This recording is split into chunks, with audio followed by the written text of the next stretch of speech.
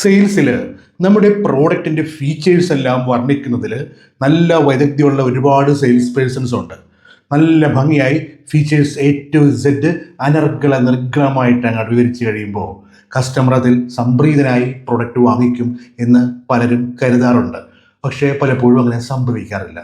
ശരിക്കും പറഞ്ഞാൽ ഫീച്ചേഴ്സ് അധികം ഒന്നും പറയരുത് എന്നുള്ളതാണ്. നമ്മൾ പറയേണ്ടത് ഫീച്ചേഴ്സേ അല്ല, നമ്മൾ പറയേണ്ടത് നമ്മുടെ പ്രോഡക്റ്റിൻ്റെ ബെനിഫിറ്റ്സ് ആണ്. അപ്പോൾ ഇത് രണ്ടും ഒന്ന് തന്നെയല്ലേ പറയുന്നത് എന്ന് തോന്നാം. ഒരിക്കലുമല്ല. നമ്മുടെ പ്രോഡക്റ്റ് വാങ്ങിയാൽ കസ്റ്റമറിന് എന്തെല്ലാം ഗുണഗണങ്ങളാണ് ഉണ്ടാകുന്നത് എന്നുള്ളത് മനോഹരമായി വിവരിച്ചാൽ അതിൽ ഫീച്ചേഴ്സ് ഇൻക്ലൂഡഡ് ആണ്. പക്ഷേ ഒരാളിൻ്റെ മുമ്പിൽ ഇത് അവതരിപ്പിക്കുമ്പോൾ ഫീച്ചേഴ്സിനെ അല്ല മുന്നിൽ നിർത്തേണ്ടത്, അത് വാങ്ങിയാൽ ആ വ്യക്തിക്ക് ഉണ്ടാകുന്ന ഗുണഗണങ്ങളെയാണ് മുന്നിൽ നിർത്തേണ്ടത്.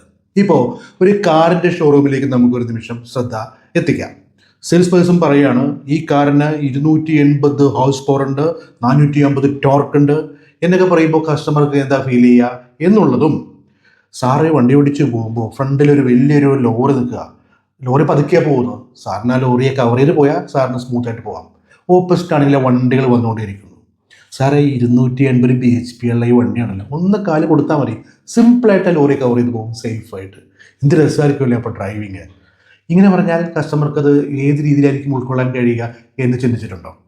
ഇപ്പോൾ ഹെൽത്ത് ഇൻഷുറൻസ് ഒക്കെ വിപണനം ചെയ്യുമ്പോൾ ഇത് ഞങ്ങളുടെ പോളിസിയിൽ ഇത്ര രൂപയുടെ വലിയ റൂം റെൻ്റൊക്കെ ഉണ്ട് എന്ന് പറഞ്ഞാൽ കസ്റ്റമർ അത് ഉൾക്കൊള്ളുന്ന രീതിയിലായിരിക്കുമോ? ഇങ്ങനെ പറഞ്ഞാൽ, സാറിന് ഹോസ്പിറ്റലിൽ അഡ്മിറ്റ് ആകുമ്പോഴുണ്ടല്ലോ റൂം റെൻറ്റ് എന്ന കാര്യം സാർ ചിന്തിക്കുകയേ വേണ്ട, ഡീലക്സ് റൂമോ പ്രസിഡൻഷ്യൽ റൂമോ ഒക്കെ സാറിന് ചൂസ് ചെയ്യാം ഞങ്ങളുടെ ഈ പോളിസി വാങ്ങിയാൽ എന്ന് പറഞ്ഞാൽ കസ്റ്റമർ അത് എങ്ങനെ എടുക്കും? So this is a good method.